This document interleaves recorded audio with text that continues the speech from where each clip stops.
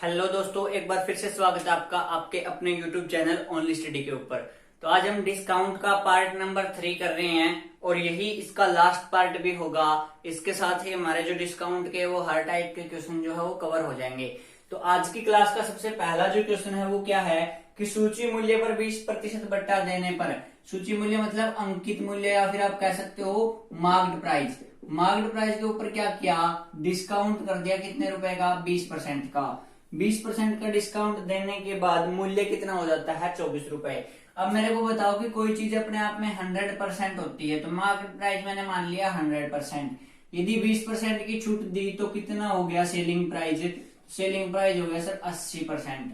तो 80% की वैल्यू दी हुई हमें 24। अब हमसे जो पूछेगा ना वो निकाल देंगे। अगर हमसे पूछा है मार्केट प्राइस तो कितना हुआ 100%। अब देखते हैं पूछा क्या, इसने पूछा कि सूची मूल्य पर 30% बट्टा। अगर सूची मूल्य पर 30% बट्टा देगा तो कितने रुपए कितने परसेंट में बेचा, 70% में। मतलब अपने को वैल्यू किसकी निकालनी, 70% की।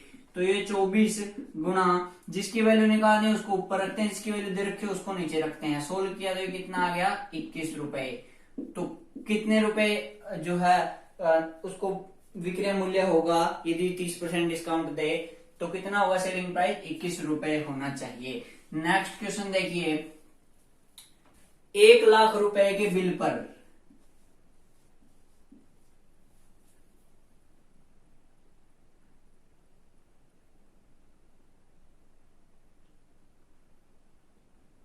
एक लाख रुपए के बिल पर 40% का बट्टा दिया गया।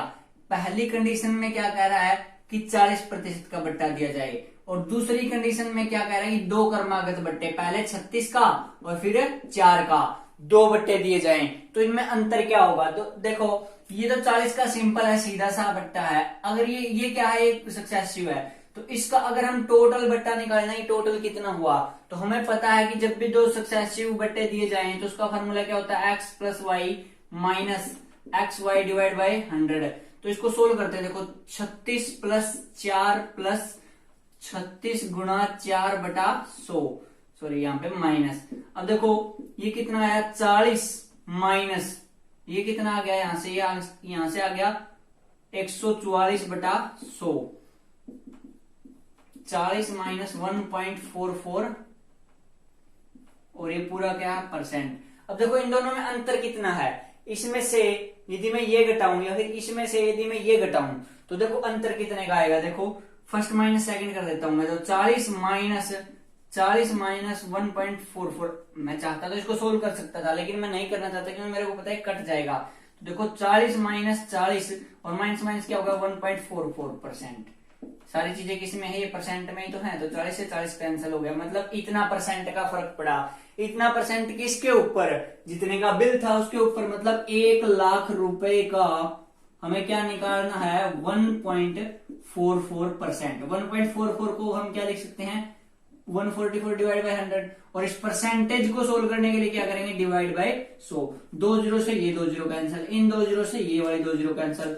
तो कितने रुपए का अंतर आया, 1440 रुपए का। अब मैं डायरेक्ट बताता हूं आपको कि यदि देखो पहला कितना था 40 और दूसरे की इन दोनों का जोड़ भी 40 आ रहा हो ना, तो सिर्फ क्या करो, यदि ये 40 है इन दोनों का भी इसके जोड़ के समान आ रहा हो, मानो ये 50 होता तो इन दोनों का जोड़ यदि 50 आ रहा हो तो फिर सिर्फ और सिर्फ क्या करो, इन दोनों को मल्टीप्लाई करके उतना परसेंटेज निकाल दो किसका, जो दिया गया रुपए है हमें, जो दिए गया बिल है उसका।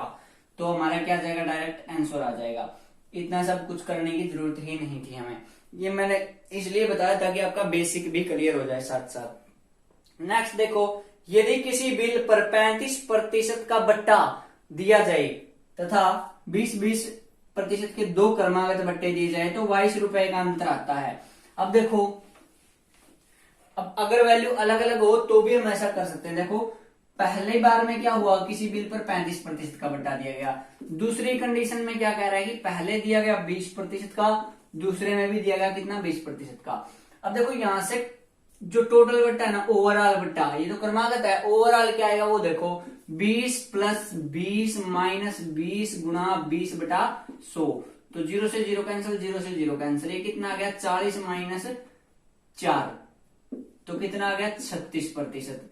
अब देखो ये बट्टा है 35% का, ये बट्टा है 36% का, डिफरेंस कितने का है? आप कहोगे सर 1% का। 1% की वैल्यू दे रखी कितनी? 22। 1% की वैल्यू कितनी दे रखी है? 22 रुपए में कितनी दे रखी है? 22। अब देखो कोई भी चीज अपने आप में क्या होती है? 100%। अभी इसने पूछा क्या हमसे कि बिल कितने रुपए का, तो बिल अपने आप में कितने का होगा? 100% का होगा ना। तो गुणा में कितना करेंगे? देखो कितने गुना हो रहा है? 22 गुना। तो इसको भी क्या कर देंगे हम? 22 गुना कर देंगे, तो 2200 रुपए आ जाएगा। कितना आ जाएगा? 2200 रुपए, 2200 रुपए। नेक्स्ट वाला क्वेश्चन देखो, जतिन ने एक फ्रिज अंकित मूल्य से के 25% बट्टे पर खरीदा। देखो कोई भी चीज अपने आप में 100% होती है, तो हमने मार्क प्राइस को क्या मान लिया? 100% मान लिया। ठीक है, 100% मान लिया। अब क्या रहा है कि उसने 20% बट्टे पर खरीदा। यदि डिस्काउंट कितना है? 20%, तो इसका मतलब सेलिंग प्राइस कितना हो गया? 80% हो गया। सीधी सी बात है कि मार्केट प्राइस में से डिस्काउंट हम माइनस कर देते तो हमारे पास क्या आ जाता है? सेलिंग प्राइस आ जाता है। अब यदि सेलिंग प्राइस 80 रुपए है, अब ये क्या कह रहा है कि यदि इसे 25% बट्टे पर खरीदा जाता, मतलब ये जो है ना, यदि जो मार्क प्राइस, अब अच्छा ये ऐसे तो ये सेलिंग प्राइस है, लेकिन ये किसके लिए? खरीदने वाले के लिए तो ये कॉस्ट प्राइस होगा ना। तो इसने क्या कहा है कि यदि उसको 25% की छूट मिलती, 25% की छूट मिलती तो कितने में आ जाता? उसको कितने रुपए में पड़ता? 75% में पड़ता। अब देखो मार्केट प्राइस है 100%, डिस्काउंट हुआ 20%, और यहाँ पे डिस्काउंट कितना हुआ? 25%।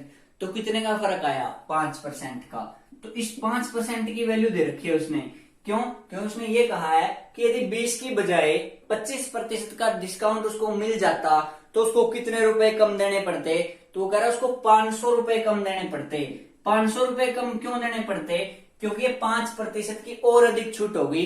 5% की अधिक छूट मिल गई तो उसको कितने रुपए कम देने पड़े? 500 रुपए। मतलब कितने गुना है ये? 100 गुना। मतलब सारी चीजें 100 गुना। अब मार्केट प्राइस भी अपने आप में कितना होगा? 100%। तो मार्केट प्राइस की वैल्यू निकालें तो कितना आएगा? 100%, यानी कि गुणा में कितना? 100। तो ये कितना आ गया? 1000 रुपए। ये तो आ गया हमारा मार्केट प्राइस। लेकिन क्वेश्चन वाले ने पूछा क्या हमसे? क्वेश्चन वाले ने पूछा कि अब उसने कितने रुपए में खरीदा है। अब उसने कितने रुपए में खरीदा है? 80 रुपए में खरीदा है। या ये कॉस्ट सेलिंग प्राइस जो है बेचने वाले के लिए, और कॉस्ट प्राइस किसके लिए है? ये जिसने वो खरीदा है। किसने खरीदा है? जतिन ने। तो जतिन ने अब कितने का खरीदा? क्योंकि अब उसको 20% का डिस्काउंट मिल रहा है। 20% का डिस्काउंट मिल रहा है, इसका मतलब उसने 80 रुपए में खरीदा वो। तो 80% की वैल्यू कितनी आ गई? 100 गुना करेंगे तो 8000 रुपए आ गई। मतलब ये है हमारे क्वेश्चन का आंसर, जो क्वेश्चन में पूछा गया। अगर मार्केट प्राइस पूछता तो ये आंसर होता। तो इसी तरीके से जो भी चीज पूछे आप वो निकाल सकते हो। नेक्स्ट क्वेश्चन देखो कि किसी वस्तु के अंकित मूल्य के 2/5 पर बेचने पर, देखो अंकित मूल्य के यानी कि एमपी के, तो कितने पर बेचने पर? 2/5 पर बेचने पर। बेचना मतलब सेल करना। ठीक है, अब देखो यहां से क्या क्या चीज आई है हमारे पास। मार्केट प्राइस आ गया, क्योंकि जिसके साथ का या के लगा हो, का या के लगा हो, उसकी वैल्यू कहां होती है? नीचे। तो मार्केट प्राइस आ गया 2 रुपए। सेलिंग प्राइस कितना? सॉरी, मार्केट प्राइस कितना आ गया? 5 रुपए। नीचे होगी ना इसकी वैल्यू 5 रुपए। और सेलिंग प्राइस कितना आ गया? 2 रुपए। मतलब 5 रुपए की चीज 2 रुपए में बेच दी। अब ये क्या कह रहा है नेक्स्ट लाइन में? नेक्स्ट लाइन में इसने बोला 25% की हानि होती है। 25% की क्या हानि? और हानि किस पे होती है? पहले तो 25% का मतलब 1/4, और हानि होती है हमेशा किसके ऊपर? कॉस्ट प्राइस पर। तो ये क्या है इसका मतलब? Cost price. तो 4 रुपए पर ये क्या है? दूसरी चीज किसका जिक्र हुआ? हानि। तो 4 रुपए पर 1 रुपए की हानि, तो कॉस्ट प्राइस कितना है? 4 रुपए। और हमारा जो सेलिंग प्राइस है यहां से इसके अकॉर्डिंग सेलिंग प्राइस वो कितना हो गया? 3 रुपए। तो यहां से मैं सीपी और निकाल लेता हूं। तो सीपी कितना है? 4 रुपए, और सेलिंग प्राइस कितना है? 3 रुपए। अब इसको सोल्व करेंगे तो यहाँ पे कितना आएगा? 3, यहाँ पे कितना आएगा? 2। तो यह आ गया 15, 6 और 8। और हमें निकालना मार्केट प्राइस और सेलिंग प्राइस का रेशियो। तो जो चीज पहले लिखी हुई है उसको पहले लिखेंगे, जो चीज बाद में लिखी हुई है उसको बाद में लिखेंगे।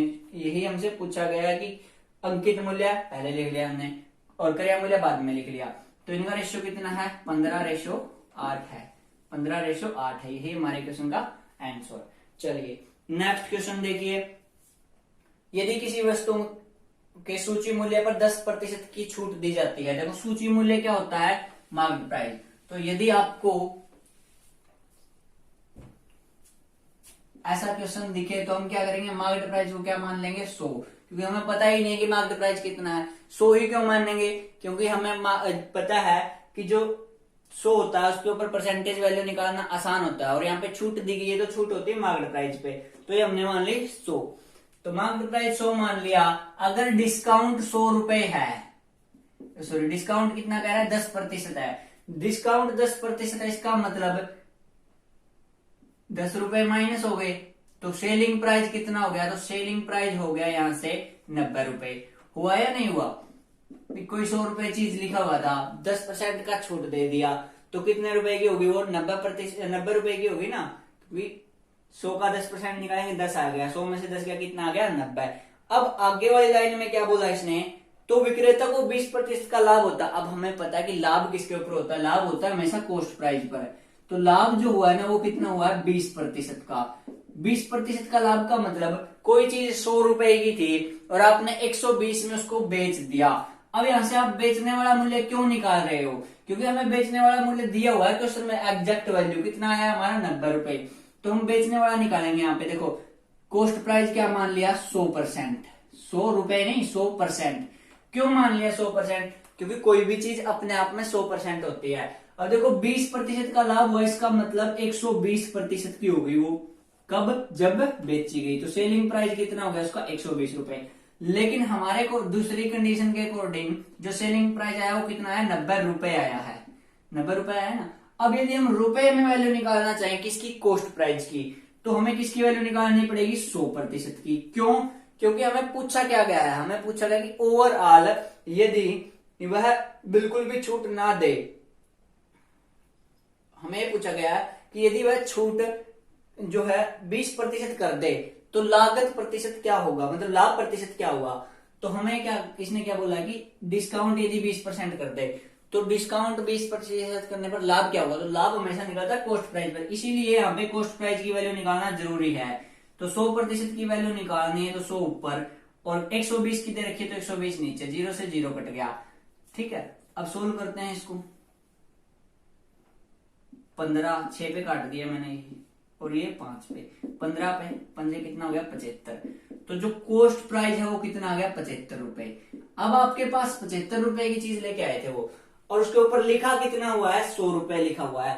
अब कह रहा है कि यदि 20% का डिस्काउंट दे दें, दिया तो अब उसने 10 का है, अगर 10 की बजाय 20% का डिस्काउंट देता तो कितने की बेचता, इसका मतलब सेलिंग प्राइस कितना हो जाता 80 रुपए। अब देखो 75 रुपए की चीज लेके आए, 80 की बेच दी, 75 की लेके आए 80 की बेच दी, कितने का फायदा हुआ 5 का, कितने पर 75 पर, क्योंकि जो फायदा और नुकसान होता है वो हमेशा कॉस्ट प्राइस पर होता है, और कॉस्ट प्राइस कितना है 75 रुपए, 5 का फायदा 75 पर, परसेंटेज के लिए गुणा में 100। सोल्व करेंगे तो इसको कितना आ गया, 5 पे काटा 15 और 5 पे काटेंगे तो 20/3, और 20/3 को यदि हम सोल्व करें तो कितना आ गया 6 सही 2/3%, 6 सही 2/3%। चलिए नेक्स्ट क्वेश्चन देखिए, यदि किसी वस्तु का अंकित मूल्य पर, यदि किसी वस्तु का क्रय मूल्य है अंकित मूल्य का 64% है। देखो दो चीजों का जिक्र हुआ है, एक तो क्रय मूल्य यानी कि सीपी, किसका, एमपी का कितने प्रतिशत है 64% है। पहले यहीं तक इस चीज को सोल्व कर लेते हैं हम। देखो एमपी का, इसका मतलब मार्केट प्राइस कहां मिलेगा नीचे, तो इसको सोल्व करते हैं तो इसका मतलब क्या है, इसका मतलब है 64/100। मतलब यदि मार्केट प्राइस 100 रुपए है तो सीपी कितना हुआ 64 रुपए, क्योंकि पहले जिसका साथ का या से लगा हो उसकी वैल्यू कहां होती है नीचे, दूसरा जिस भी चीज का जिक्र हो वो कहां होती है ऊपर। इसका मतलब यहां से हमारे पास क्या क्या चीजें आई, मार्केट प्राइस है 100 रुपए और कॉस्ट प्राइस है 64 रुपए। अब इसने कहा क्या है कि यदि 12% का बट्टा दे दिया जाए तो लाभ प्रतिशत कितना होगा, बट्टा दिया जाता है हमेशा मार्केट प्राइस पे, यदि 12% का बट्टा दिया गया, डिस्काउंट दिया गया तो 12% का मतलब हो गया 12, क्योंकि 100 का 12% कितना आ गया 12, तो 12 माइनस कर दिया तो सेलिंग प्राइस कितना हो गया 88 रुपए। 64 रुपए की चीज लेके आए 88 की बेच दी, 64 की लाए 88 की बेच दी, कितने का फायदा हुआ 24 रुपए का। 24 रुपए का फायदा हुआ आपको, कितने पर हुआ? 64 पर। परसेंटेज के लिए गुणा में 100%। सोल्व करते हैं, सोल्व करने के बाद क्या है देखो, 8 पे काटा, 8 से 24 और 8 बटू 64, 3/8। 3/8 की परसेंटेज वैल्यू कितनी होती है? 37 सही 1/2%।